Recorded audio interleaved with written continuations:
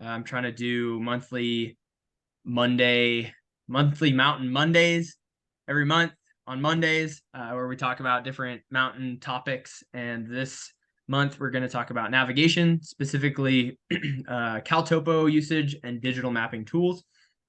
For context, I did this meeting, monthly Mountain Monday, already, and I forgot to record it. So Austin is here with me. I invited him on to do basically a second round and redo it so that I'm actually recording it so I can put it on YouTube. But yeah, Access the Alpine is a mountaineering company. We operate in the Pacific Northwest. We do crevasse rescue courses, mountaineering courses, alpine courses, all sorts of stuff like that, mainly focused on Mount Baker, with exceptions and other exciting things around as well. Other than that, let's just dive into it. Austin, feel free to chime in at any point if you have any questions, or feel free to comment if you have anything as well in the chat, if you don't want to speak up verbally. So let me share my screen to start. We're going to...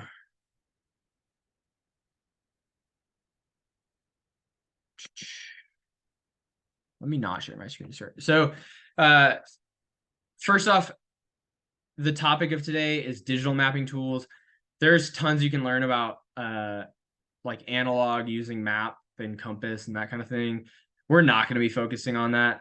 That has enough, I don't know, internet presence that you can just look up a different YouTube video if you want, or hire a guy that wants to teach you that. I personally don't use map and compass a whole ton and would rather have redundant digital tools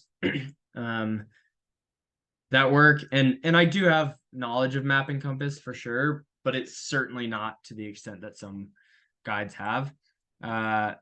So there's that. When it comes to digital mapping tools, I would say I love digital mapping tools. So I really dive deep into these kind of things, which is why we're going to focus on learning that kind of stuff right now. Let's share screen. Can I do window? Yes, I can. Let's see if this works. Dun, dun, dun. Austin, is this working for you? Can you see? I've gotcha. Awesome. So we're on CalTopo. I would love if this was minimized. Oh, there. Whatever. Okay. So we're on CalTopo right now. CalTopo is a great software for mapping. I have the pro version of CalTopo, which is also great. For sure recommend. There are some features that I'll demo that I don't think are included on the free version, but I'm not entirely sure. So maybe Austin, you can chime in with things that you find are not available on the free version. I think I know what is included and what's not. But anyway, so if we start out, this is what CalTopo looks like. I'm logged in. If you go to the upper right, you can click on your data and it shows you all of the different maps that you have. You can click on bookmarks and it has the different bookmarks of other people's maps that you've bookmarked. There are saved PDFs or printouts. There are tracks, layers, all sorts of things like that. The main things I use are your maps and bookmarks. These two things can be quite handy. If we go, let's go to a map. Let's go to one of my current maps. Let's look at the Mount Baker one, actually. And we'll see like what we'll talk about, just map features to start and what we're looking at, how to read a topo map and how that kind of works. So here's Mount Baker. There's a bunch of different paths on Mount Baker. These are the different ways you can ascend. And if we zoom in here, you can see all these lines. Those are topo lines. There are thick ones and thin ones. Thin ones are 200 feet. I don't exactly remember. I don't remember the interval, but the big ones are the ones that have the measurements on them. So essentially, if I see this thick one over here, hopefully you can see my mouse. If you trace that around, you can see that's at 10,600 feet. And that's easy to see. And then this other thick one is 10,400. Okay, so it's 200 feet in between, and that's 1, 2, 3, 4. 1, 2, 3, 4. So it's, I don't know, do the math. 50? Should be about 50 feet. Yeah, 50 feet. Thank you. Thanks, Austin. 50 feet for the each topo line. And essentially what that is it's the elevation. It's that 10,600 elevation and where that is on this map. Right. So if I just followed this topo line and just hiked along it, I would not gain or lose elevation the entire time. That's useful for us because if we look at this, the summit is this circle, right? This circle and this circle are the two summits of Mount Baker. The true summit is this one that all of these lines go to. And then this one is 1 foot shorter than the other one. It's honestly a little bit easier to see this one. So you can see those circles highlight the summit. That would be a notable feature to look out for on topo maps. Another thing you can look at, I'm going to turn off a bunch of these layers so it's not so convoluted. Another thing you can look at are saddles. A saddle is a spot in between two summits. So in this case, we have the right true summit of Mount Baker and the left false summit. And then in between these two is a saddle. And you can see the topo lines are really spaced out here. That means there isn't much change of elevation. So I can speak from experience. Once you get up here, it's quite flat from here to here. It's just like a big flat football field. And that is shown on this map as these topo lines being really far apart. If you look on this east side of Mount Baker, it's a lot steeper. You can tell that because the topo lines are really, really close together. So as you're creating a map, these are notable things to keep in mind, are like the steepness of the terrain you're looking at, summits, saddles. We also have ridges or spurs. If we look at the north, directly north of the true summit of Mount Baker, this is a ridge. That's pretty cool. You can tell it's a ridge because the topo lines are pointing, and for a ridge, they're going to be pointing down. So because these over here as well, this is another ridge, because these are pointing up, essentially this is decreasing in elevation as it's going up. So if you wanted to hike up this ridge, you would just follow essentially this blue dotted line, and that is the north ridge of Mount Baker. We also have valleys, which let's look for a good example of a valley. Here we go. A good way to find valleys is just looking for creeks. So this creek right here is a good example of a valley or just a depression in general. But creeks are nice because if you see a creek and you see how the topo lines are interacting with that creek, in this case, this is Sulphur Creek, and the topo lines make a V to where that blue line is. These are always pointing up for creeks, for troughs. And all of these little tricks will help you visualize what the map actually looks like.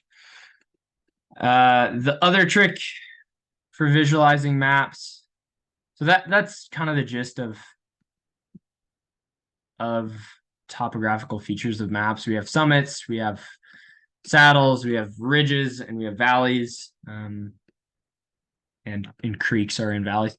But a good way to make your map really easy to read are these base layers on the top right. And we'll go through a few of them.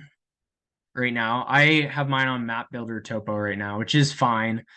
There's also Map Builder Hybrid, which is slightly different. It just honestly, I think it just makes the lines slightly darker and it gets rid of the shaded relief a little bit more. And we have scan topos. Scan topos are cool because it's essentially just if you were to buy a paper map, this is what you would get. It's just a scanned version of it overlaid on the map. We have Forest Service. These are especially cool too because you can choose the date that you're looking at. So we can like go back in time essentially and look at what an older map would look like. This is neat because you can sometimes find old trails that don't exist anymore and you can kind of follow where those look or where those exist. That's not always the case, but I've definitely been looking at older maps, finding little trails or like a mine that's pointed out or things like that.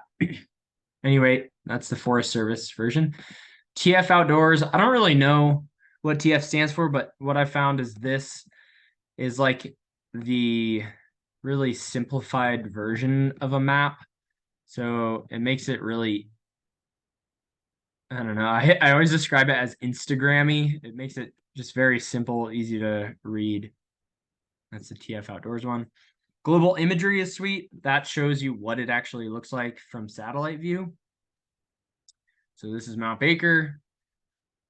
And you can tell like when I select global imagery, it makes it actually kind of tough to figure out what I'm looking at. And we'll get into how to fix that in a little bit. So global imagery. Don't know what this is. Don't really use it. Neep. I don't know. Shaded relief is really cool. This can show you essentially just what this terrain looks like and shade the terrain so that it's more textured. Is this good as well for looking at slopes just because of the darker areas? Kind of. I'll show you a better. Are you talking about slope angles? Mhm. Yeah, I'll show you a cooler trick for that. Okay. We have Google layers, so we have Google Map. That's literally like what Google uses. And all sorts of other stuff. Another really rad layer are these Pro live satellite layers. The Sentinel Weekly is a satellite that goes around, as the name says, every week. And it shows you what the terrain looks like, in its latest state. So if I select 11/25, so this was 3 days ago. It looks like there was a cloud. All right, let's pick a cool. So 11/23, this is 5 days ago. We can look at this and see, what this glacier looks like at any particular point in time.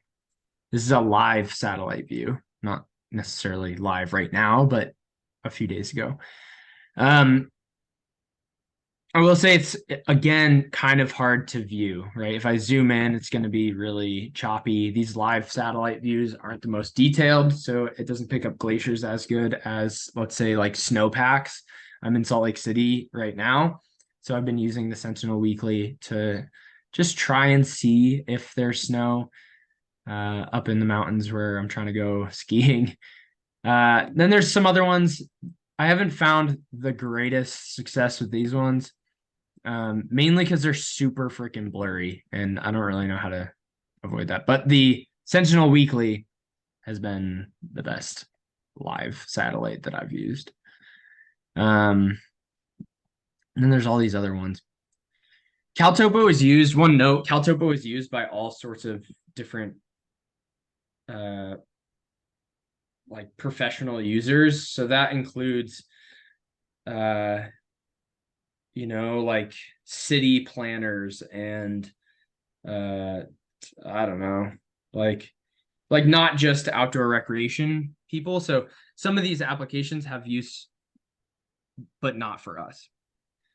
All right, let's talk about stacking base layers. This makes things a lot more legible. So I pointed out that live satellite. That's great. But if we just go to, or if we go to global imagery, let's say, that's like really hard to actually utilize because it's just really like cool. We can zoom in, but it's hard to tell where we are. If we click stack base layer and then add, let's say this hybrid option, then it combines, we can add an opacity over it and it'll combine the two and make it significantly easier to like view what we're looking at. Additionally, there are map overlays on the bottom here. This is pretty cool. If you do slope angle shading, I think this is what Austin was asking about. Let's just do this. But slope angle shading essentially shows the steepness of the terrain that you're looking at. So if you're concerned with avalanche hazard, maybe let's look at outside.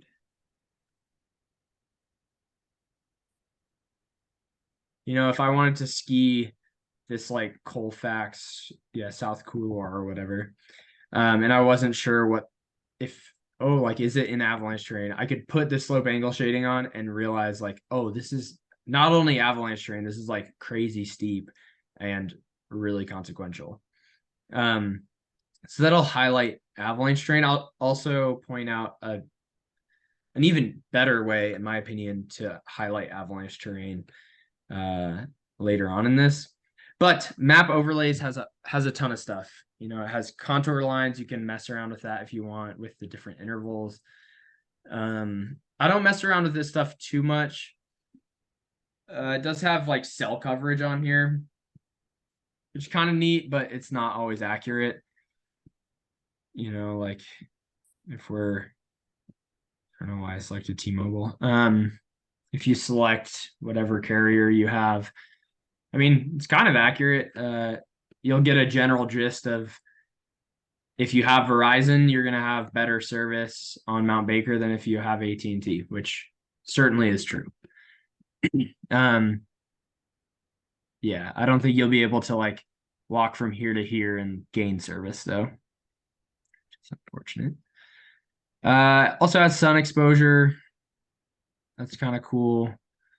I don't know why I didn't highlight.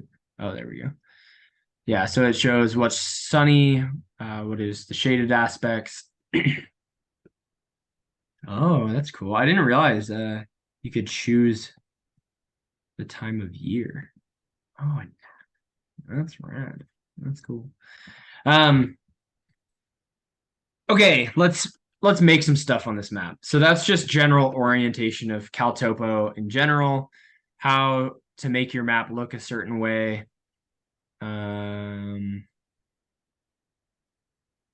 Yeah, we'll go over the other things later on. And just to be clear, you created this map. So if I went to Mount Baker right now, I'm not going to see these trails. Yes. Put these in. Yes.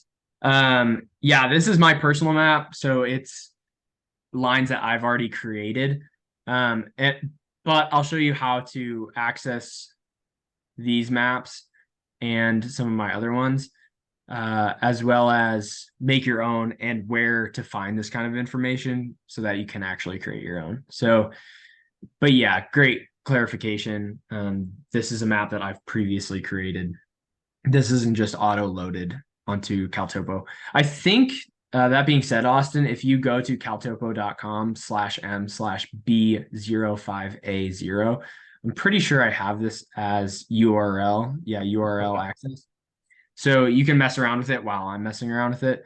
Or you can at least look at it while I'm doing it, which is actually a good thing to know about CalTopo. On the left here, you have your map information on the I. So you have the name of your map, comments about it. So I just wrote, here are the classic routes at Mount Baker. You have your map URL, which is the same as your map ID. It's just caltopo.com/m and then your map ID at the end. This is actually somewhat useful to know because if you have the app on mobile, you can type in a map ID, which is just the last 5 digits, 5 letters of the URL, and it'll just load it onto your phone. Nice. Slightly nuanced, but kind of useful. And then your permissions of your map. So you can make it public, you can make it secret, you can make it private, whatever. And you can create additional shareable links if you want. So let's make something. Let's make let's like go do something. Oh, what was okay, here we go. What was you want to do Capitol Peak in Colorado, Austin? Yeah, that'd be cool. Capitol Peak. Let's see if this is it. It's a 14er. Yep, This is it? Cool. that's it. So we're trying to do Capitol Peak. Let's exit out of my Mount Baker map and let's make a new one. Okay. Let's see what we can figure out about Capitol Peak just using Caltopo right now. So if we go to the different maps, we're looking for trails, we're looking for information. I think this is like a pretty full-on mountain from what I have heard of it. There's like technical climbing at the end, maybe. And maybe Austin, you can chime in. I don't really remember. Yeah, there's a knife's edge and then a Yeah, lot of Knife's Edge. rock fall that you have to be wary of. Cool. Notable. So there's no notable trails that I've seen up to the peak. If we look up, man, my Zoom recording thing is in the way. If we look up, can you still see my tab? Okay. Yep. Yeah. Okay. So if we look up Capitol Peak, I did it here and got to the Fat Maps link. If we just look up Capitol Peak GPX, then often people post files of their previous trips. So if we're looking up this, are you trying to do the Northeast Ridge? That's the standard route. It does turn into pretty technical climbing if you do a different approach. Are you trying to do a different what route are you I trying? mean, the standard route I think is probably pretty good for this Cool. this For conversation. this, yeah. Cool. We'll use that then. Uh anyway, so we go onto this site, 14ers.com. It's got some information about what this mountain looks like, summit, total gain, all that kind of stuff. Probably has, yeah, it has a topo map. This is just a PDF, it looks like. Yeah. So it's not as helpful for us right now. Let's see if we can find a GPX. Oh, I have to log in. Okay, let's find another one. Hiking project. All trails. Some of these, a lot of these you have to log in to access the GPX files of. Oh, Onyx. We could dive into Onyx too. I'll open that in a new tab. Okay, this will actually, I think, work. This is Capitol Peak. Cool. If we scroll down here, I can click download GPX file. Oh, I have to log in. Let's just do it. This is hiking project. There also is mountain project and mountain biking project and all of the different projects that used to be owned by REI. And it's quite a useful tool.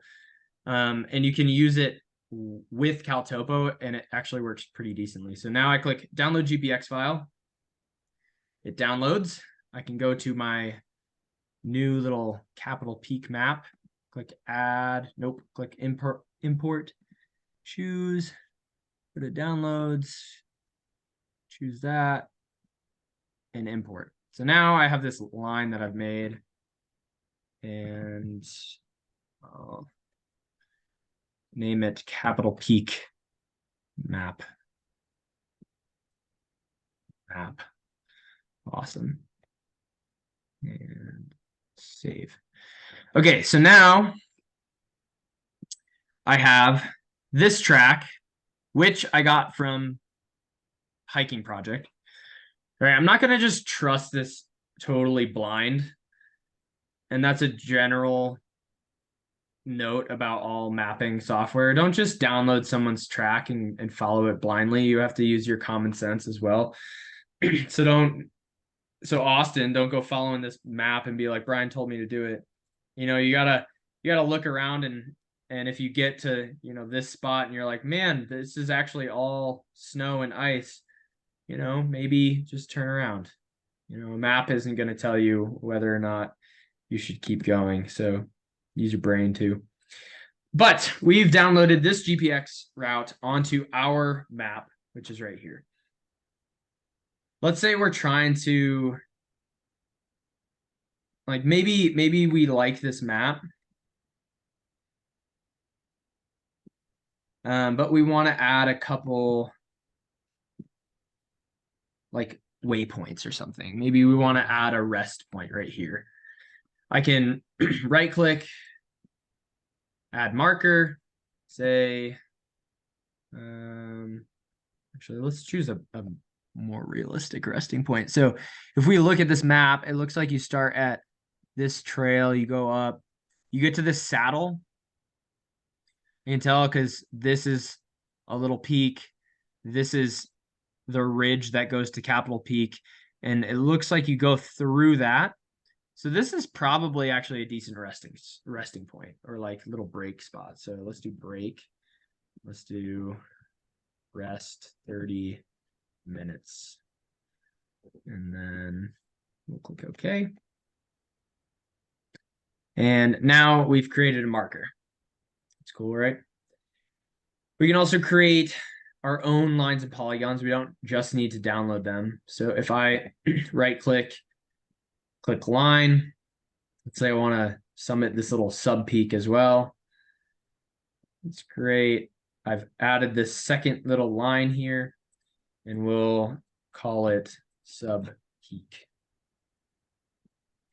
A good way to organize your stuff is clicking add. You can add a folder. We'll call this Capitol Peak. You don't have to do this. In this case, we're making one map that has one thing on it. It is quite nice if you look at, like, let's look at this map of mine.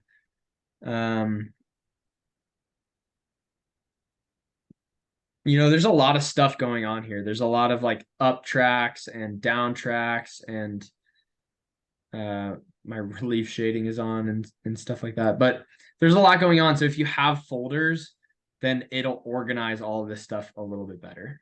So that's how you make a folder. And then to add your stuff to the folder, you click edit while you're in here. You select the folder, add Capitol Peak. And we're going to add this little break marker to Capitol Peak. And we're going to add this little sub peak, which is literally a random thing that I added. So no one go and follow it. And now it's all in this folder. And if I want to toggle the folder on and off, then I can do it that way. Folders, cool. Let's add like a summit of our sub peak. Summit of sub peak. We'll add it to Capitol Peak. Let's add a summit of Capitol Peak as well. It looks like this is the actual summit, but maybe it's over here. I don't know. So we're gonna right click, marker, summit. Now it's in our folder Capitol Peak. You can also change like what your stuff looks like. Summits aren't red. There's like all these different icons. I swear there's a mountain that I normally use, which is right somewhere. Whatever. Right here. We can change the color to black. For lines, you can change what those look like. If you click edit, you can click style. I normally do little arrows. Show you what way to go. For skiing, I often do arrows like red arrow up and then green dots down. So this is a ski map that I was working on in Salt Lake City. So it has like all of the up tracks, all of the different descents that you can do. The purple is different chutes in this book called The Shooting Gallery. It's all the different little chutes you can do. But color coding things is nice. So doing arrows. Oh, and then it looks like you might hit K2. That's cool. Another little peak over here. So maybe here we say K2 up. Yeah, a lot of people for this, as you can see, they skirt just north of it just because it's super chossy. Ah, see, that's why you need to look things up too. So maybe we won't do K2, but we'll do K2 break. So maybe we'll break right after we get around that. And again, like, thank you for chiming in, Austin. Like, I would look at this map and I'd be like, all right, K2 looks great. Let's go and do that. You know, we would get there and we'd be like, that's choss. I don't want to do that. And you know, a little more internet research can give you a lot of information. But we'll do rest 30 minutes here. Okay. So now we have a general plan of what we're doing, kind of. We have like making a line. Okay. We have a track that we might want to follow. You can download these maps on your phone so you can make sure like that area is downloaded. And to test that, you can go into airplane mode. I wish I could share my phone screen, but I can't. Some other cool things, if I click on this, I can click on profile. It'll show me the general profile. And as you can see, as I highlight this, it highlights where that is on the map. So it looks like our track goes 2 miles from wherever that start was over here. I don't think that is actually where the trailhead. That's just the spur. Yeah, it's just the spur, right? Okay. Yeah, from Capitol Lake. Yep. Yeah, so the actual beginning is like over here somewhere. Yeah, over here. Yeah. Cool. Anyway, so we have this little section. We don't have this whole route. I can also click expand. I can look at it. It has my little break that I added. It has my K2 break that I added. It has slope angles of the terrain that I'm going to be traveling on. This does not take into account terrain that might be above you or below you. So if you're backcountry skiing and you're concerned about avalanche terrain above you, this slope angle is not going to tell you what is above you while you're traveling. It's not like an AIDS layer or something like that. Shows you tree cover, shows elevation of your track. Wow, this is cool. Land cover. It doesn't always show this, but that's neat. And then if we close it, the other neat little thing I like to do as well, or you can do, is click travel time. And this is something I think that's only in the pro version. But essentially it can calculate how much time it's going to take to hike it, how much time it's going to take to off trail hike it if you're like bushwhacking, and how much time it's going to take to ski it. If you want more information on how that works, you click on that and you can select your travel mode and select your speed at which you travel. This can be calculated. It's some formula, but you can also just like go on a hike and see if it's accurate. And if it's not, then you can adjust it accordingly, just go up or down. For me, this is relatively accurate. And you can notice that when I put the breaks in there, I put the time 30 minutes and it adds that to your entire trip like plan. So if we're hiking it, this is what it's going to look like. It takes me, this is my speed going up. This is my speed on the flats. This is my speed going down. To be noted, this is only an uphill track that I've created. So it's only going to use, this 4 value. If I go to ski, I don't think it'll change my time much at all. I don't know.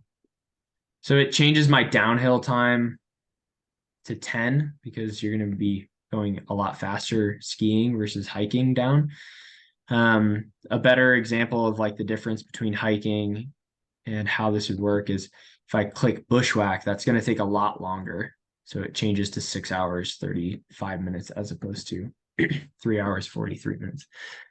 This is all good when you're like planning your stuff. I don't really go out into the mountains and like pull up my trip plan. You can certainly print this plan and have a PDF of it and have general time breakdowns, which is probably good practice. But this is a good way to outline like, okay, how long is this actually going to take me? If you end up, creating this whole trail and adding this entire thing, then you can figure out how long this Capitol Peak trail is going to take. Let's talk about, since we're working on this map that I don't know really anything about this zone. But besides looking up other people's trip reports, I can also go to shared CalTopo maps. This is also a pro feature. And what it does is all of those maps anyone's map that isn't private is going to be included in this. And you can see it now loaded, but you can see other people's maps and you can get a general idea of where they're going. Obviously, don't follow these things blind, but we look at, let's go to like Capitol Peak Summit. Boy, someone's map right here is really screwing me over. It's just convoluted and horrible. Yeah, that map. Let's look at this one. So if I click on this, I can look at all of these people's maps. I can see who has bookmarked it. So, right, this one says hikes, climbs, and camps and camping. That's neat. If I right click that, open it in a new tab. Oh man. How did you turn that route off? There was a route that it looked like you turned it off. I didn't, the one that kept popping up. It's not Yeah, turned off necessarily. It's just like over here, there's so many yeah, maps that this person made. It looks like an auto-generated, like they must have downloaded a lot of data. yeah. Sometimes people put like flight maps in here and that kind of screws everything up. So I didn't turn it off. I just went to a different area and tried Okay, selecting a different I see. option. I see. Yeah, sometimes these public maps get convoluted. Other times they're quite helpful. Like look at this one. Peaks Project. Dally Hagerman. That must be a different way up to the summit. That's cool. That is an incredibly dangerous. It's considered to be one of the more dangerous hikes in America. So, No do way. yeah, That's cool. I'll send you the link offline of a Well, please guy do. doing the video. It's insane. Please do. Um, yeah, so don't just follow things. So I opened that Peaks Project map, and this is what comes up. This is the one that has that Dally, whatever the most dangerous hike that Austin said. um, but it looks like whoever made this map made a bunch of like outlined all the peaks. They must be, oh yeah, they must be trying to do all of them. All of the ones in red are probably ones they haven't done. All the ones in green, I would assume, are the ones they have done. All right, and you can get a ton of info from people that have uploaded their maps and just let them be public. This is another map of someone that did Man, I don't even know where Capitol Peak is. Let's just look at Capitol Peak. Cool. So this is their map for Capitol Peak. It looks like they camped at Capitol Lake. And you can just literally like export this information or just export the stuff on the map and then add it to your own map and mess around with it. You don't have to like reinvent a wheel here. That being said, take everything with a grain of salt. Don't just look at that map that I saw that goes down this south ridge of Capitol Peak and be like, yeah, I'm gonna do that with that being the only information you have. But like this person's map is it looks quite well made, right? It has this whole approach. It says Capitol, 23.6 miles. They have other stuff on here too. You can tell that whoever made this did a decent job on it. So I would trust it a little more. Let's look at the travel time of the full route now.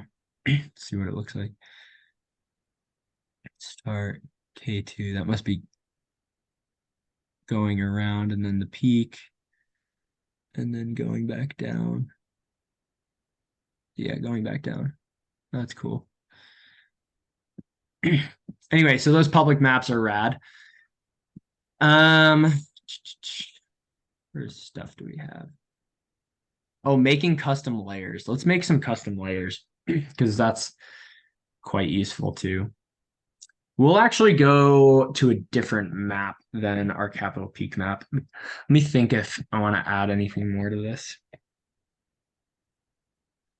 Do you mind turning on the slope angle of this one? I think Yeah, totally. might be really good to look at. Do you ever overlay slope angles with satellite imagery just to see Sometimes. Yeah. what's what it's looking like? Yeah. So you can see that knife's edge that you were talking about. Okay.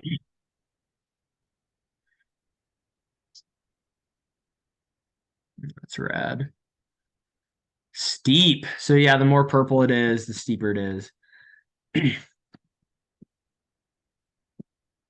You Will you want ever do slope angles? Will you use that layer to help map how you're gonna like put in a track, or are you using other more of the topo lines and use slope angle to confirm?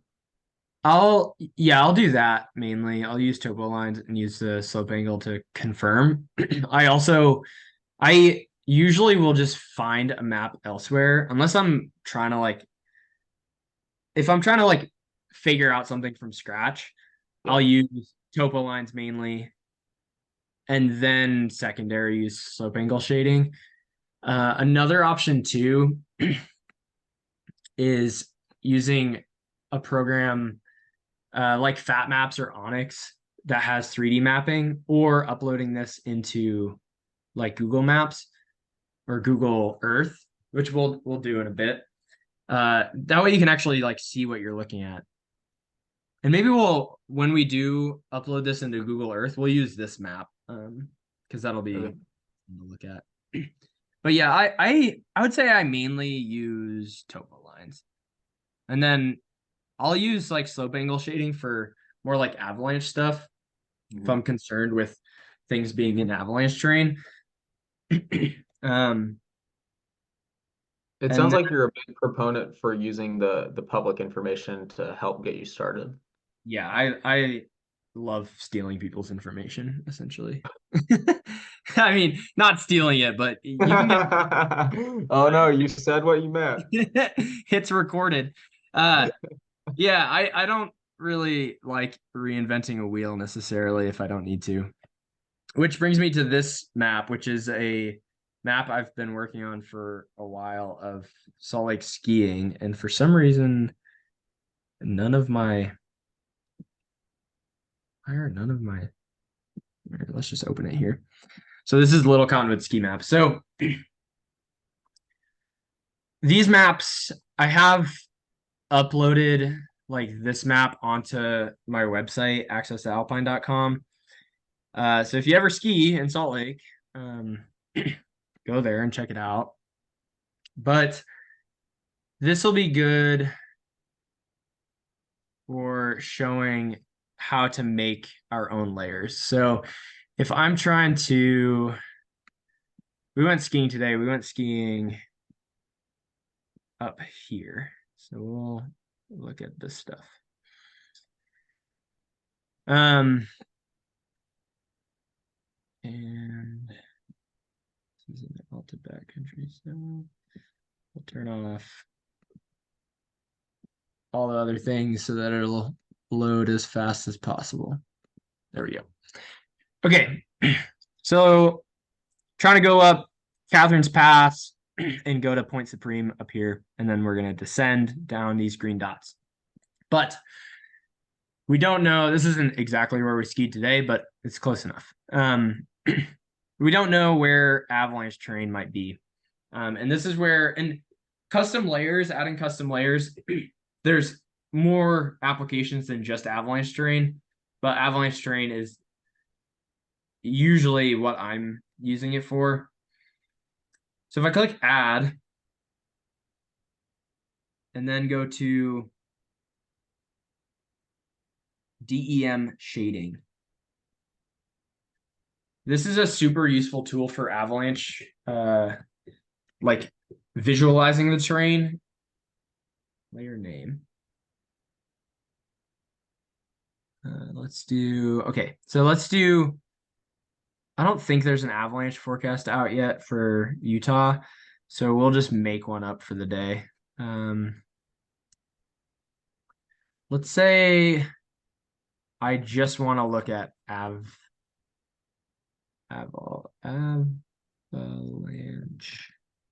terrain.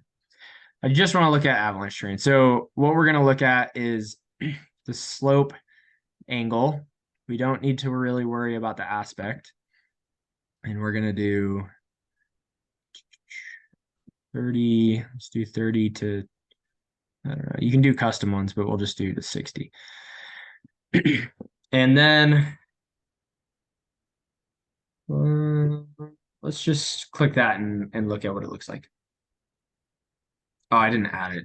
Dang it. 1 second. Avalanche terrain. Here we go. Edit. So the key thing is you do this, you do 30 to 60, and then you click add rule here. And then essentially it takes this information and puts it into more or less a code for your little thing to read. Then you click save. Now on custom layers to the right, you have avalanche terrain, which is the one I just made. And it shows from red to blue what that terrain looks like. That's cool. That's great. I like to complicate it a little bit by, let's say,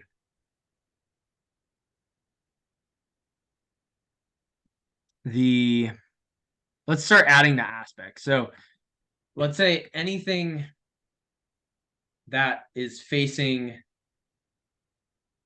that is south facing right now is, no, let's do anything north facing right now is like orange is higher avalanche hazard. So we're gonna do anything from west to east. That is a slope angle from 30 to 60. And we're gonna make it orange. Add rule. Save. So now we're getting into a more specific forecast, right? You can take the avalanche forecast, you can create a rule of it, and it'll outline all of the north-facing stuff that is within avalanche terrain. And if it differs by elevation band, then you can change it accordingly as well. So this is what that could look like. Here's a avalanche forecast from geez, apparently not a good day. It's just red. Um, anyway, yeah, you can change that. You can also, if you know, like north facing is orange and maybe south facing is yellow, or maybe it's green. Let's just do green. Angle 32, 60.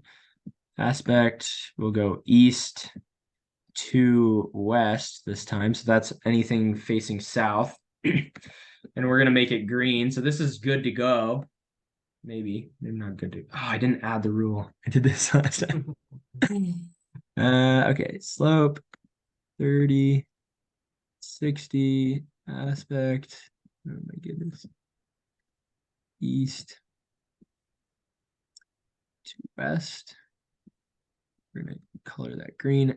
Add rule. Then click save. Now we have everything that is south facing as the green.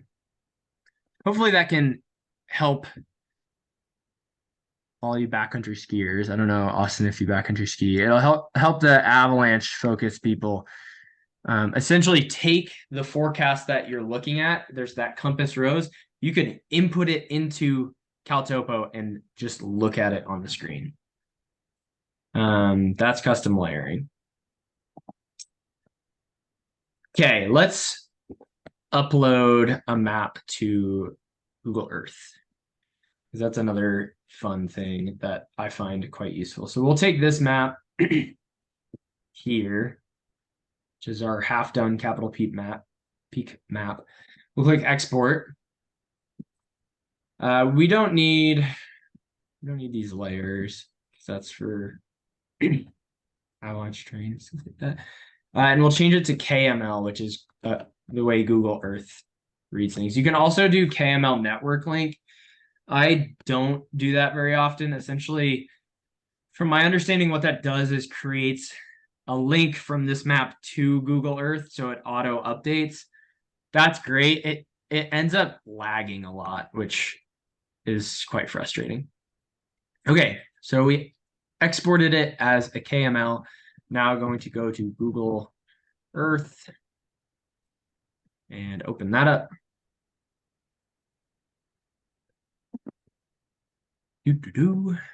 Second. Click new. Local KML file, import our capital peak document. And then it'll zoom out and zoom in. It does not automatically do the icons correctly, but sometimes I'll just go through and fix that. And then you can look at this map that we just altered and messed with. So, you know, if you're camping at Capitol Lake, this is what that terrain will look like. This is what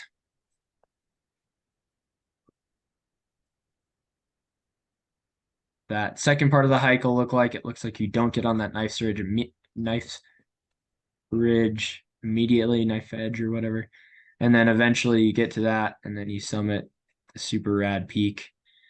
And it's a pretty good way to visualize things. I have used Google Earth a decent amount for like planning trips and tracking trips. You go to my Google Drive.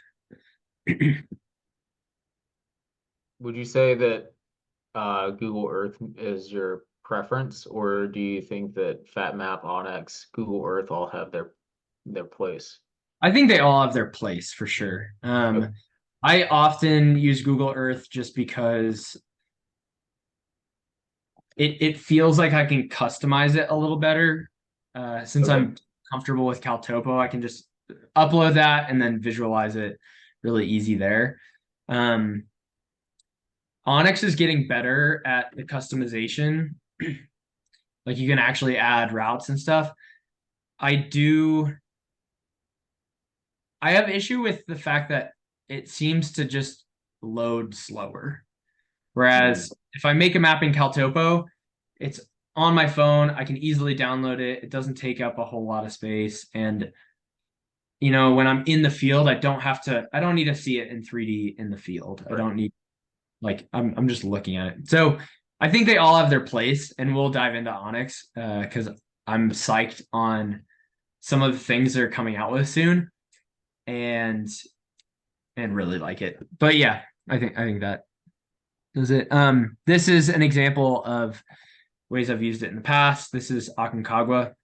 When Victoria did that, I was sending her family and my family updates on essentially where they were.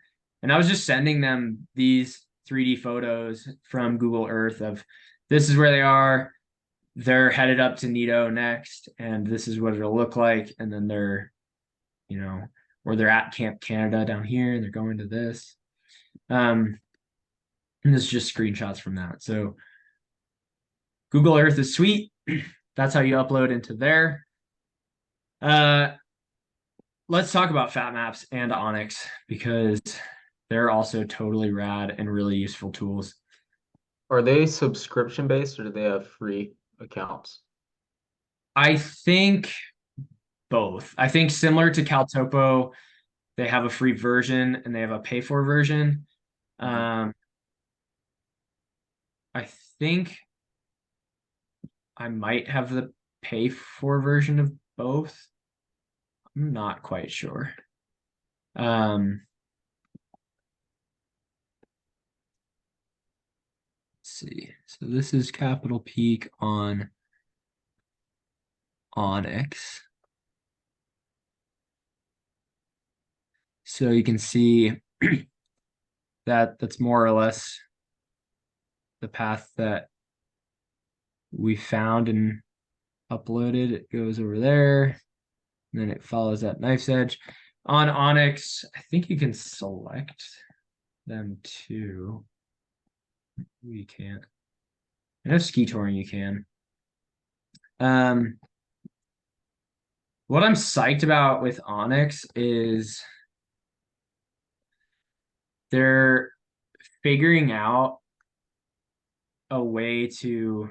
This is very avalanche focused, but they're they have the AIDS rating, which is basically evaluates your route, and you can do it on paper, I guess. Avalanche professionals figure out what the AIDS rating is of a specific area, and it's in guidebooks and whatnot. They're using their mapping to auto generate it based on the route, and then also what they're creating.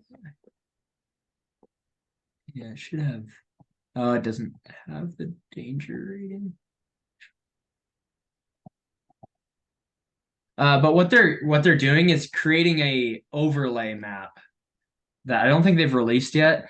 But essentially, it's the AIDS rating is normally just like, okay, this route is uh like travels under avalanche terrain, and it makes it more risky. What they're figuring out is having this entire map calculate what gullies are underneath avalanche prone things, or what entire zones are underneath avalanche terrain or more prone to avalanching based on satellite imagery using uh like looking at density of trees and tree Mhm. cover and stuff like that.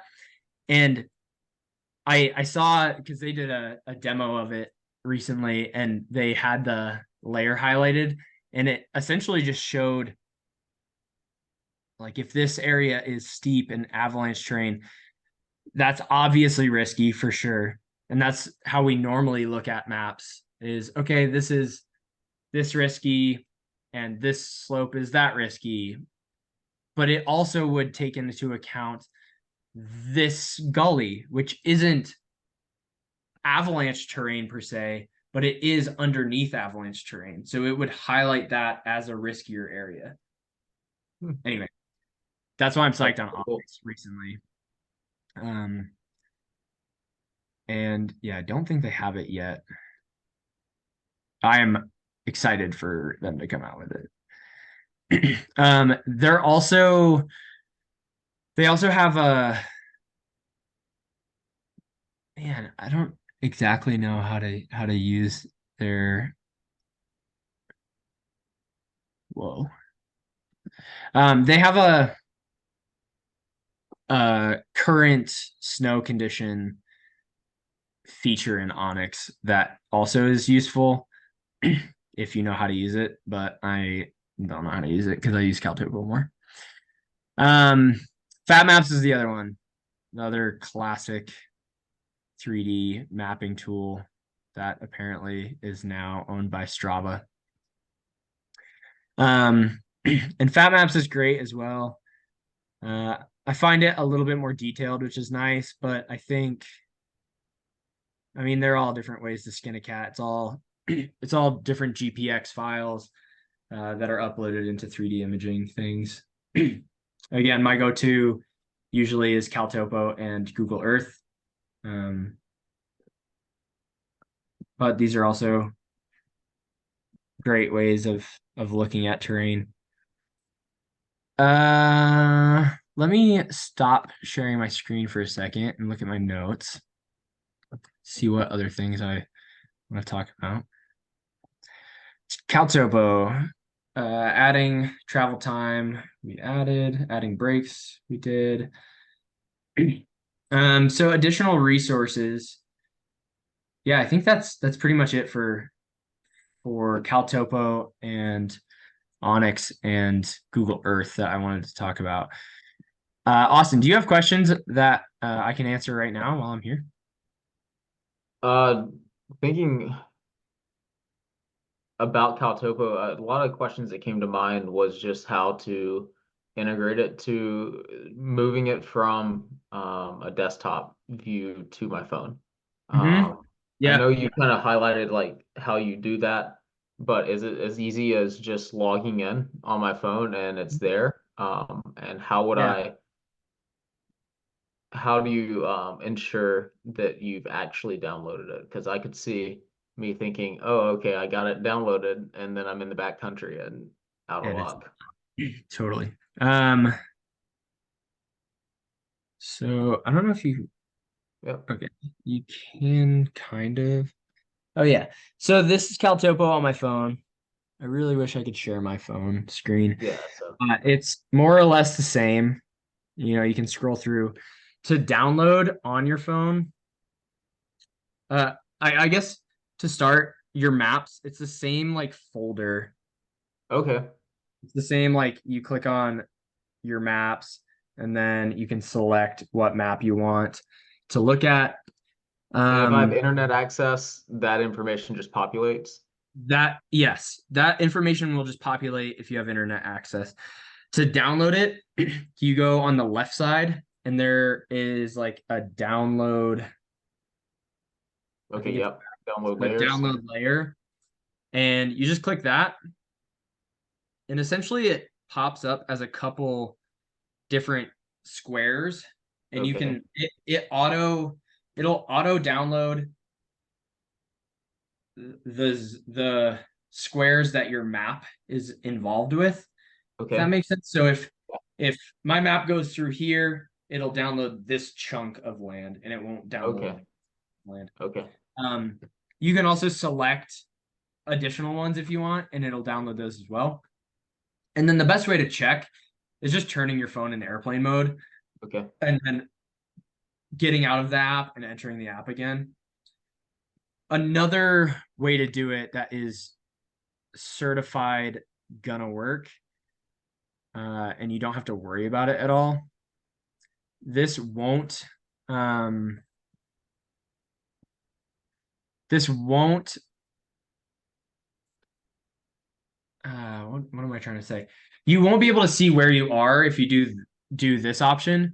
Whereas the mobile app, you can click on like find me and it'll come up Hmm. with that blue dot or whatever. Yeah. But this is a good like backup if you're worried or if you want to send a quick like PDF to your friend who you're doing a hike with.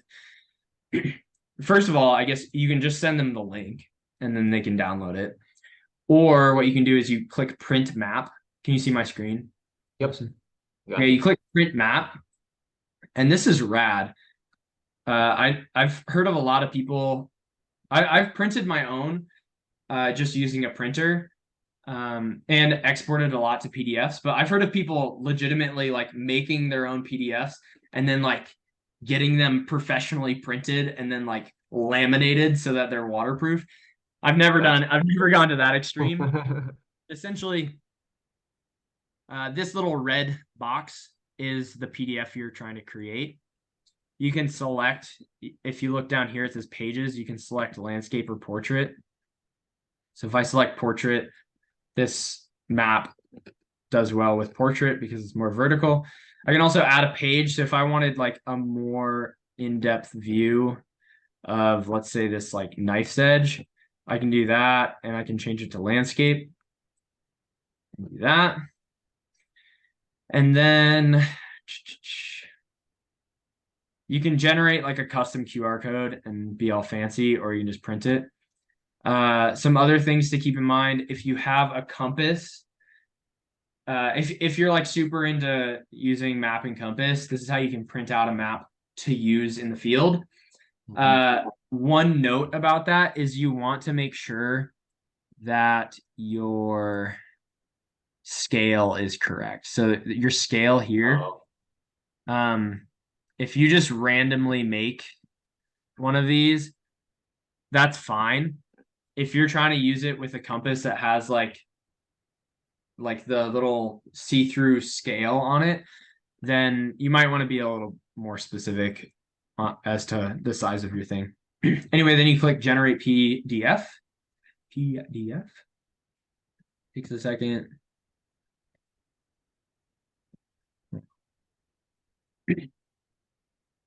And this is something you could download. nice. So it prints that out. This is something you can download and have on your phone. Again, it's not going to tell you where you are, but it's certainly a good option for like least amount of battery usage on your phone. It's easily printable. Yeah, you can laminate it if you feel like it, make it all waterproof. But I've certainly done this for yeah, a lot of terrain, or like That's Mount awesome. Baker specifically. Um, did you have another question in there? Is it I just think you covered it. here? What other questions you got? I'm trying to think, trying to bring them out. You're good. Some other resources too. I'll go to my conclusions. Caltopo is rad. Start using it. But this website, Caltopo, created their own training site. So if you want to like really dive into using it in the most optimal way, you can dive into just custom layers, and it has all sorts of info. Again, like not just on navigating. This is like I don't even know what this is showing. Who knows? But it has all sorts of information on how to create custom layers, the different options for it. We use DEM shading to select different elevation and slope angles and stuff, but there's all sorts of learning you can do with Caltopo custom area. And yeah, training.caltopo.com is a good resource. What else? Oh, topic for next month. I'm trying to figure out a topic for next month. So, Austin, if you have any ideas, YouTube, when I post this, if you have any ideas, let me know because I still don't know what I'm going to talk about. I have ideas, but I don't know. And that's pretty much it. Yeah, All I got. this has been awesome. I really appreciate you taking the time to kind of sit down and go over it. This Caltopo for me has been something that I knew how to use this much of when there's, an entire uh, wealth of knowledge that I just didn't have access to. I mean, you can open it up and instantly tell its power, but you've made it very digestible. Okay. And I really appreciate you just taking the time to kind of show me and the world just Yeah. how to start mapping because I mean, this is an invaluable resource, and something I've been very interested in learning. So I was really excited to hear that you were doing a class on this. Yeah. No problem. I thoroughly enjoy talking about mapping and yeah, get into it. Send me some maps that you create. I'd love to see them. And yeah, thanks again, Austin. Keep me updated on what you get up to and if you and Emily want to do a trip. Yeah, we'll be in touch for sure. Sounds good. So All right. appreciate it. Well, I hope you guys have a good night. Thanks. And yeah, we'll talk soon. I'll send you that video here soon. Sweet. Yeah, do it. All See you, right, take man. care. Thanks.